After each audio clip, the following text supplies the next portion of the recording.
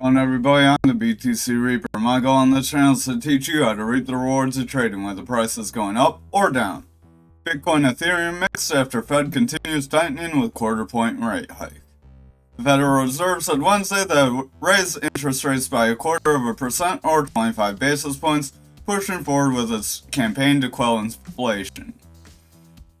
Fed Chair Jerome Powell said earlier this month that interest rates might have to go higher than previously anticipated, citing stronger than expected economic data during remarks made before Congress. But expectations of future rate hikes from the Fed shifted as signs of stress emerged in the U.S. banking sector. Powell began his remarks on Wednesday by addressing the recent bank failures. He said that the closures could result in tighter credit conditions for businesses and households, but cautioned it's too early to tell how much they'll cool the economy in addition to rate hikes. So not too much more useful information in that article. Making Ethereum wallets smarter is the next challenge, and Visa is among those working on it. It's no secret that crypto wallets need a makeover, and fast. But as the pieces and players leading this makeover emerge, so too is the fight over what to call the effort. Some call this account abstraction, while others call it EIP 4337. We call it a smart wallet, Ardent co-founder and CEO Itamar Luis told Decrypt. Argent, along with Safe, formerly Genesis Safe, is at the forefront of the account abstraction movement. It's a movement that's attempting to change the current wallet standard called externally owned accounts like MetaMask to smart contract-based ones. Wherever you go about your crypto business, you currently need to sign an EOA wallet each and every single time you execute a transaction. It's also risky due to the unique demands of private key management. Instead of individually signing into 10 different transactions, for example, a smart contract wallet could batch all these transactions into one click. And it'll help for Web3 gaming as well. We'll get into that quick soon. These new types of wallets could also mean adding features like recurring payments, or in the case of crypto, recovering lost private keys. Argent solved this in 2018 with something called social recovery. Sounds similar to something we use on some social media sites. Wallet users would tap friends or family members to help get back their wallets should they lose their private keys. Like banking, smart wallets refer to just about anything that we can program our money and accounts to do without needing our intervention. The trend is also turning heads at payments giant Visa. In a new deep dive report on self-custodial crypto wallets, Visa wrote that Ethereum is designed for push payments rather than more intuitive and automated pull payments. These are programming terms. What push payment is when you sign into your auto insurance and you click pay now, versus instead of enrolling for their auto pay feature, they'll take the money out of your account on the same day every month. So that's the difference between the two payments. Smart wallets would essentially usher in more of those programmable pull payments to crypto and make it look a lot more like how we use money in the bank today. It's like blockchains took all these sensibilities away that we were fully expecting and using non-stop in the world. Blockchains sort of ripped off all that from the developer's toolbox. Starkware co-founder and CEO Uri Kodani told Decrypt. Sorry if I botched that.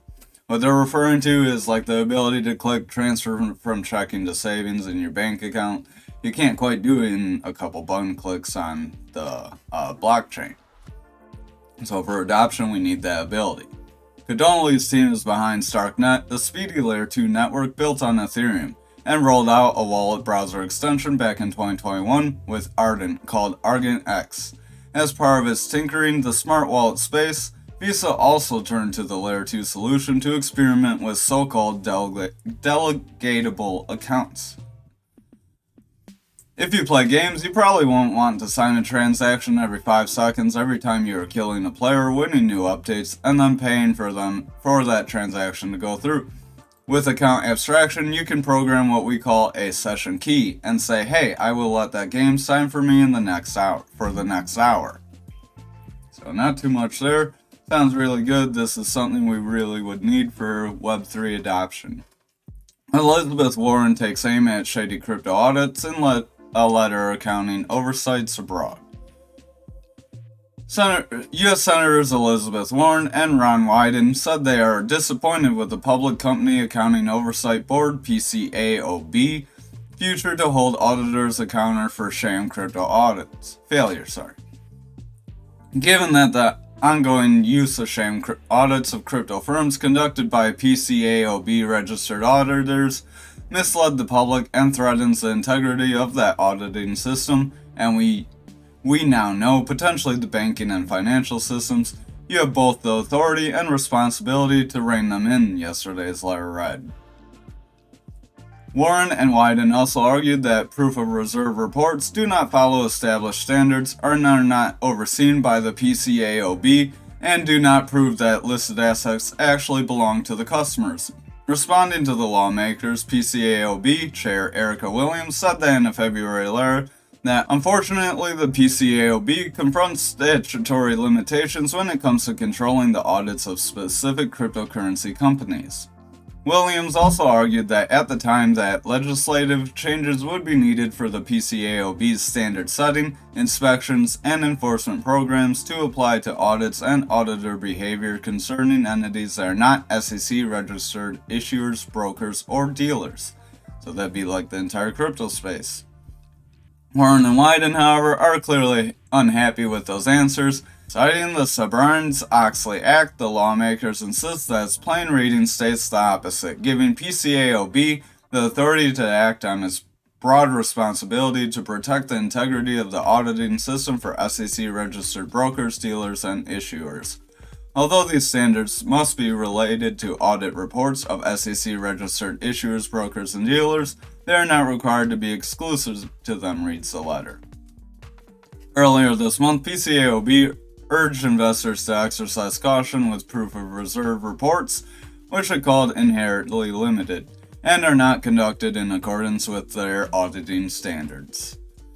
While the Big Four accounting firms have remained conservative and yet to agree to audit any privately held crypto exchange, there are other world-class firms that we are in discussions with to support our transparency efforts, a Binance spokesperson told Decrypt.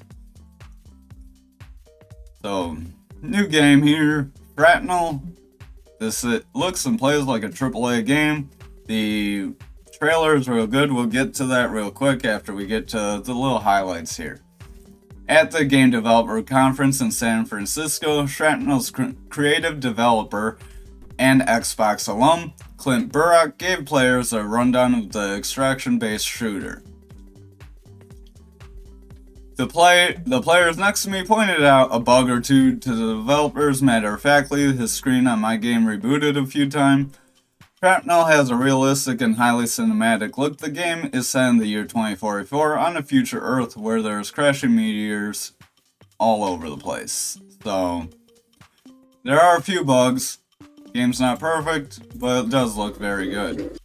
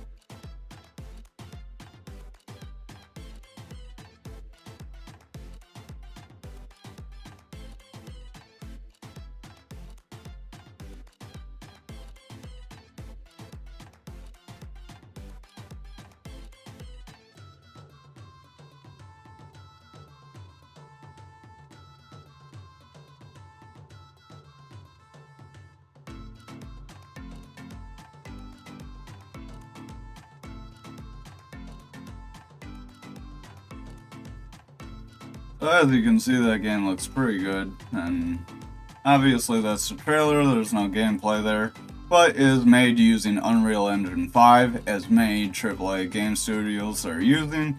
And this person said that as they explored the individual rooms, it felt strangely beautiful and much more appealing than a COD game. So, if this game is anything better than COD, it should be an amazing game.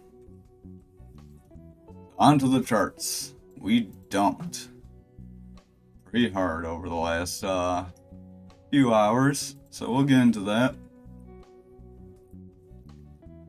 Over on the daily, shocked we got this big of a dump really, because we got a 1/4 point hike. Could be the market worrying that more bank insolvencies could happen as we raise the rates. Some people were expecting no interest rate hike, but I was expecting the market to get a little bit of a pump as we got what we expected. We didn't get a surprise like 1/2 point hike. But our stochastic's starting to fall, RSI's starting to fall, we have a red dot on our momentum, money flow's coming out, and our VWAP's coming out. So we did have these trends that we've been pointing out over the last few days that were pretty bearish. We had that gap that we warned of on the futures, which we'll have to see if we filled now. So there were things pointing down, which is why I wasn't putting too much bullish emphasis past the golden pocket. The bearish divergence is all over the place, just theoret here. RSI's trying to head up, stochastic's crashing down, momentum's crashing down. Our VWAP is heading down pretty sharply. Our money flow's staying pretty flat, but it's likely it's going to start coming out if we don't get some momentum here. A manipulation X on the 2 hour and the 4 hour on the same candle that pretty much dumped, so pretty much in the last 2 hours we made this break. Yeah, last 4 hours, sorry. But RSI is heading down, stochastic's heading down. Our RSI is trying to make a little bit of a bounce on the 2 hour. Momentum has a red dot and is coming down. Our VWAP's trying to make a slight recovery. Our money flow is trending out, so overall I'd say we look pretty bearish as we have that bearish divergence playing out. RSI is just barely bounced off that neutral zone and it's starting to kind of roll over, and the stochastic doesn't have very much signal of a comeback, so that RSI might not get any strength to prevent that rollover. Over on the 1 hour, our RSI is trying to head up. Stochastic was trying to head up, but it's about to start to curl. So if we curl and give it up here, then that 2 hour is not going to look very good. Momentum's heading down. Our money flow tried to break bearish almost. Didn't quite happen. We're getting a little bit of a bounce up, but not that strong of a bounce up like we did back here. If we start to roll over here, that'd be a very concerning sign for our money flow, which I think is going to happen as we are. Ooh, what did I do there? As we did come into this golden pocket, and now we're fell out of it. So it's likely we may be done with this golden pocket and may be done ranging as we have broken a bullish pattern. If we look over at the futures, we have filled this first gap. So that is a positive sign for at least being able to get some sort of move up from here. But if we do get a move up from here, we have this lower gap that'll make that move up pretty weak. So ideally we would come back down, fill this gap, make a bounce, and then get new highs. Over on graph, we did break support again. Momentum's curling. We have a red dot that printed yesterday. Money flow is overall coming out. VWAP's coming down. Stochastic's heading down. RSI's heading down. So the daily is overall pretty bearish for the graph. Our stochastic's trying to curl on the 4 hour. RSI's trying to head back up after taking a little bit of a breather here. We have a random divergence that's highlighting here. Not sure what that's about. But our momentum's trying to curl up. VWAP's trying to curl up. So we are trying to get some signs of life here, but with that money flow coming out, it's not looking too good. Over on the 2 hour, our money flow is in a bearish trend. We have a random divergence here again. Wonder if they changed something. I'll have to mess around with my settings and figure out what's going on with that. But our momentum is trying to curl up. Our VWAP's trying to head up. Stochastic's trying to head up. RSI is trying to head up. We did break that bearish zone and make a bounce from it, so that is positive for a 2 hour recovery. But the money flow is coming out, so the trend has become bearish. 1 hour money flow is all over the place, doesn't know what it wants to do, so it doesn't know what kind of trend it wants to be in. So I'd be very cautious because that's kind of sketchy. Stochastic's trying to head down, RSI's trying to head up though. Momentum's trying to curl up with that green dot here, and our VWAP's trying to get across. So the 1 hour is trying to get some life and push up here. We'll have to kind of see if we can get above support and hold, and then see if we can make some sort of bullish pattern to start trending up or not. Anchor got beat down today, and same with XRP. Wow. We broke that value area low today. Today. But we're gonna start on the 1 hour, so that break of the value area low is not a good sign. You can see that on the daily too. So this area may be invalid. We could come back down to this point of control here around 3 cents. But if we start to get some bullish momentum on Bitcoin, that could cause us to snap back, as usually when you get under these, it's just like being above the value area high, where eventually you can come back in. So we could start to snap from here, but if you're going to make a move off that, just expect that we can come lower, and we can come significantly lower if we fill that lower gap on Bitcoin. Momentum wave is heading down, VWAP's heading down, money flow is about to come out, so the daily could flip bearish here. We have a red X, bearish engulfing candle, stochastic's curling, RSI is heading down, so the daily is not looking very good. Over at the 4 hour, we have a slight bullish divergence here, as price is making lower lows and momentum's making higher lows.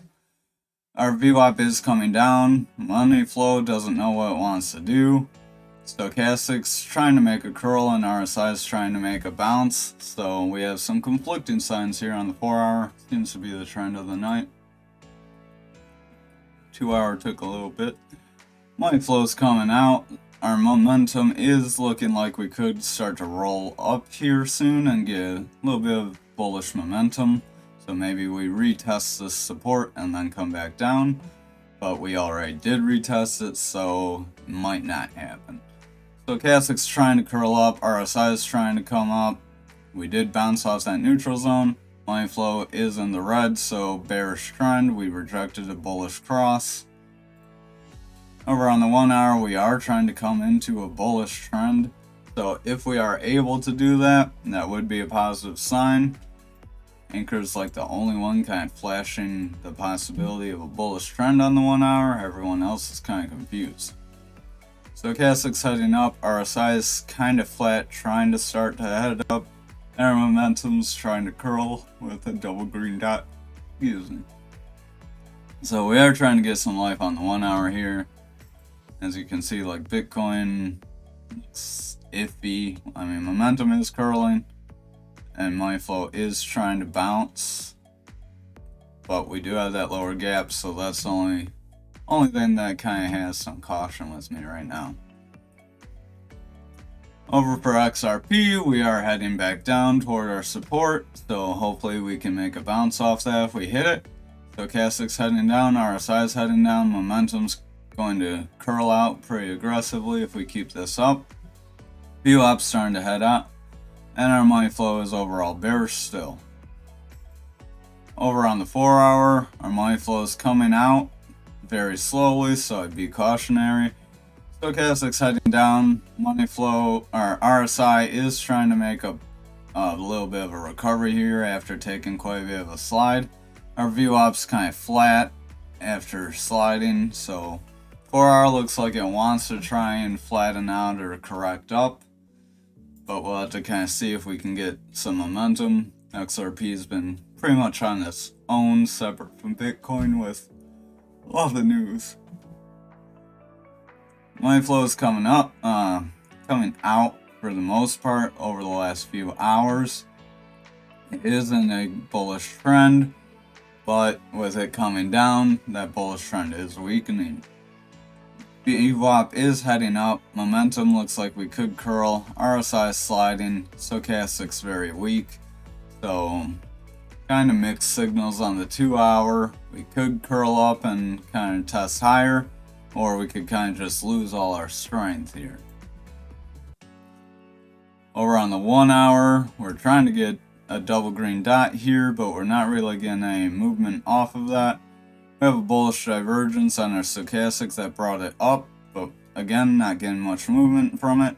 And our RSI overall is heading down and starting to kind of flatten out. So the 1-hour money flow is in a bullish trend, so that is positive. But the 2-hour and 4-hour money flow look kind of like they're weakening. So kind of mixed here. Momentum is trying to curl up. We do have a double green dot, so if we touch the support and make a bounce off it, that could be a sign we could get some more bullish action. I'm not too confident saying we'll get much bullish action from here. It looks kind of flat, like it doesn't know what it wants to do right now. Over on the daily for algo, we have a long upper shadow candle. So that's the bearish candle that could drag us lower. Momentum peaked up, but money flow is kind of flip-flopping around. VWAP's overall heading down. We are getting a little bit of a spike right now, but we're making lower highs with it. Stochastic is kind of starting to curl away, so we could be losing some of the strength here. And our RSI is starting to bend away as well. Over on the 4-hour, stochastic's heading down, RSI is heading down, somewhat trying to recover. Momentum has our red dot in a weird spot, but it's coming down. Money flow's kind of coming out. Our VWAP's somewhat starting to curl, so we might get a medium-term correction if we're able to get some sustainability here. Over on the 2-hour, money flow's starting to come out and starting to curl away. VWAP's trying to curl up though. Our stochastic's coming down, momentum's coming crashing down, and our RSI's heading down. So overall, the 2-hour is looking pretty bearish here to me. Momentum's trying to curl on the 1-hour. Money flow is trying to break back bullish, so if it can break bullish and hold, that would be a positive sign. Our stochastic is slightly trying to recover, but the lines are very close, so we could start to pull back at any moment. And our RSI overall is falling, but it's kind of gone flat. So overall, everything's looking pretty indecisive right now, like the market doesn't know where it wants to go next. Thank you for watching tonight's video. I hope you have a wonderful night.